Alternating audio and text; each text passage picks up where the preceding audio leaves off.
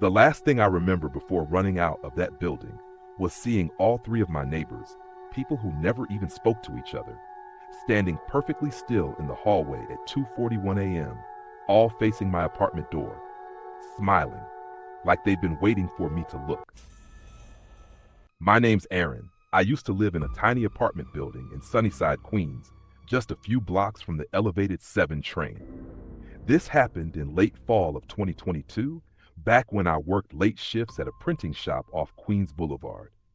I'd get home around 1 in the morning, grab a cheap sandwich from the bodega downstairs, and wind down with Netflix until I passed out. Nothing about the place felt strange when I first moved in.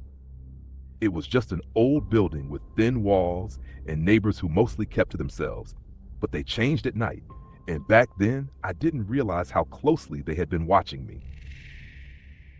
The first thing happened maybe 2 weeks after moving in. I was coming home late, around 1:15 a.m., and I saw my neighbor across the hall, Mrs. Ortega, standing in front of her apartment door. No coat, no shoes, just her nightgown. She wasn't unlocking her door. She wasn't going inside. She was just listening, ear pressed to the wood like she expected someone to whisper back. When she saw me, she jerked upright and smiled too wide. "Long night at work?" she asked. I nodded and went inside. I told myself she was just old and confused. But then it kept happening. Different neighbors, different nights, all awake at strange hours, doing things that didn't make sense. One guy from the 3rd floor sitting on the staircase in total darkness. A woman from the 1st floor sweeping the same spot in the hallway at almost 3 in the morning. A teenager standing at the lobby window, staring outside like he was waiting for a specific person to walk by. Always silent, always pretending nothing was weird when I walked past. I tried to ignore it, until the night, everything changed. Around 1:50 a.m., I heard something outside my apartment door. Not voices, not footsteps, scratching, slow, careful, like someone dragging a fingernail across the metal. I froze. The scratching stopped. I waited a full minute before I finally looked through the peephole. No one there. But on the floor was a folded piece of paper. I picked it up and opened it. Inside, in shaky handwriting, were 5 words. "We know when you sleep." I felt sick. I wanted to call the police, but what would I even say? Hey, my neighbors are being creepy. I wasn't sure what was real anymore. I decided to stay up the whole night. Lights on, shoes on, just in case. Around 2:40 a.m., I heard another sound, a soft creak, the one the hallway makes when someone steps on that loose floorboard right outside my door. I grabbed my phone and walked toward the peephole again. When I looked through it, my stomach dropped. They were all there. 3 neighbors, standing shoulder to shoulder directly in front of my door, not knocking, not talking, just smiling, wide, unblinking, like they were posing for a photograph. Mrs. Ortega, the teenager from the lobby, and the guy who always sat on the stairs. Their heads slowly tilted upward like they knew I was looking at them through the peephole. And then they all took 1 step forward at the exact same time. The door shook.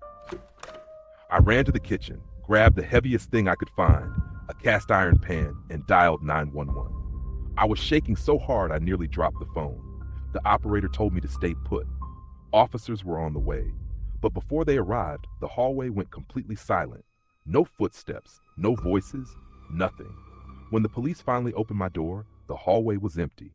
My neighbors were all back inside their apartments, calm, confused, pretending they had no idea what I was talking about. I moved out 2 days later, but here's the part that still gets me. A week after leaving, I got a call from the new tenant who took my place. I don't know how he got my number. I didn't ask. He just said one thing before hanging up. "Did you mean to leave this note under the bed?" I didn't, and before I could say anything, he read it out loud. "We stay awake for you." He asked me what it meant. I hung up. I still don't know what they wanted, or how long they'd been watching me. My name's Trevor, and back in late 2022, I lived in a small apartment complex in Mesa, Arizona, right off Southern Avenue. The place wasn't fancy. Yellowed walls, buzzing lights, and the smell of old carpet cleaner that never went away. But it was cheap and it was quiet. Or I thought it was quiet. I worked at a UPS distribution center, so I got home close to midnight most nights. My routine was simple: microwave a frozen burrito, crack open a can of Dr. Pepper, and scroll on my phone until I passed out. The first weird thing happened maybe a month after I moved in. It was 1:40 a.m., and I'd gone outside to toss a bag of trash. When I stepped into the courtyard, I noticed my neighbor, this skinny older guy from 1B, crouched behind the vending machine. Not standing next to it, not using it, crouched, hiding. I figured maybe he dropped some coins or was fixing something, so I said, "You good, man?" He flinched, like he genuinely hadn't expected anyone to see him, then whispered, "Go back inside." Not angry, not threatening, just advising me. I listened. I laughed it off later. People are weird, but the next week made that look normal. Around 2:10 a.m., I went to grab a bottled water from the vending machine. As soon as I stepped into the courtyard, I froze. 3 different neighbors, 1B, a woman from 2C, and the quiet college kid from 3A, were all standing on their balconies. Same posture, hands on the railing, looking down at the center of the courtyard, not moving, not talking, just staring at the exact same spot. I looked down, expecting to see something there. A cat, a rat, a drunk guy passed out, nothing. When I looked up again, all 3 neighbors had turned their heads toward me at the same time. Perfectly synchronized. I didn't even get the water. I backed up and went inside. I slept with the TV on that night. The strangest event before the final night happened about a week later. I woke up to the sound of humming, a soft drone, like someone singing a note under their breath. At first I thought it was outside, maybe someone's AC unit dying. But when I opened my bedroom door, I realized it was coming from the hallway, the shared hallway outside my apartment. I pressed my ear to the door. The humming stopped. Then, in its place, I heard footsteps. Slow, measured, stopping right in front of my door. I backed away, grabbed a flashlight, and waited. Eventually, the footsteps moved again. Whoever it was walked down the hall, never hurrying, never speaking. The next morning, every door in the hallway, including mine, had a small, perfect circle drawn on the bottom corner in black Sharpie. No note, no explanation. When I asked the manager, he said, probably kids. But I never once saw a kid living in that building. Final night is why I moved. I fell asleep on the couch with Netflix still running, the empty Dr. Pepper can on the table. Around 3:03 a.m., I shot awake. No noise, no dream, just a feeling. The room was dark except for the TV's blue light. I rubbed my eyes and froze. There were shapes behind my couch, human shapes, 3 of them. My eyes adjusted, and I recognized them immediately. The man from 1B, the woman from 2C, the kid from 3A. They were standing shoulder to shoulder behind my couch, and their faces aimed directly at me. Not blinking, not breathing loudly, just staring. I didn't move, I didn't speak. I don't know how long we stayed like that, me frozen on the couch, them unmoving in the dark. Then the woman tilted her head a few inches like a curious dog, and in the softest whisper she said, "We thought you were asleep." All 3 stepped back, straightened, turned, and walked out of my apartment in a single line. My front door was still locked. I never figured out how they got in. I packed that same night, didn't even wait for sunrise. I moved 30 miles away to Surprise, Arizona. New place, new locks, new everything. My name's Daniel, and until last year I lived in a quiet brick apartment building in Astoria, Queens, just off Ditmars Boulevard. It wasn't a bad place. Old radiator heat, loud pipes, the smell of burnt coffee from the Greek cafe downstairs. Normal city stuff. I used to get home late because of my job stocking shelves at a Target in Long Island City. I'd grab a leftover hot dog from the 7-Eleven on 31st Street, stumble upstairs and watch TV until my eyes burned. At first, I never paid much attention to the people living around me. I really should have. The first weird thing happened on a Tuesday night. Around 1:30 a.m., I went downstairs to grab my delivery order, a pepperoni slice from a late-night place on Steinway. When I opened my door, my next-door neighbor, Mr. Samuels, was just standing in the hallway, not walking, not leaving his apartment, just standing there barefoot facing my door, breathing slow and heavy. I said, "Hey, everything all right?" He startled like he'd been caught doing something illegal, then forced a smile. "Couldn't sleep," he said, "just stretching my legs." He stepped aside, but I noticed something. His door was slightly open, just a crack, like he'd rushed out.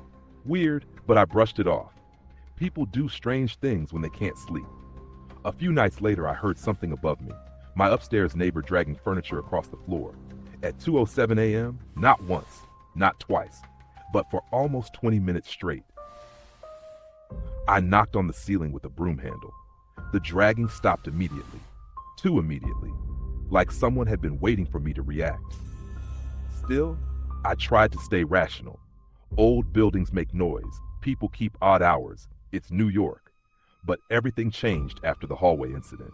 I came home around 1:50 a.m., half asleep, holding a plastic bag with a half-melted 7-Eleven Slurpee in it. When I turned the corner to my hallway, I froze. Every apartment door on my floor was open.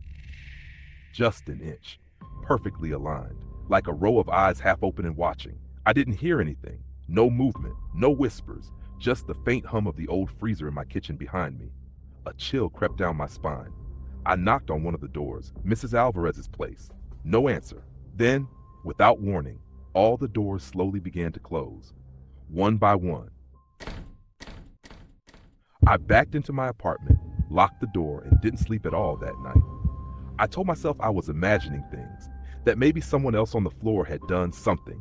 A prank, a maintenance check, but nobody mentioned it the next morning. Nobody ever looked at me differently. They acted like nothing happened.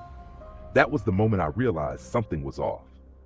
But the real horror came 5 nights later. I woke up at 2:14 a.m. to a faint tapping. At first I thought it was the radiator, but it was coming from my window, the one facing the courtyard.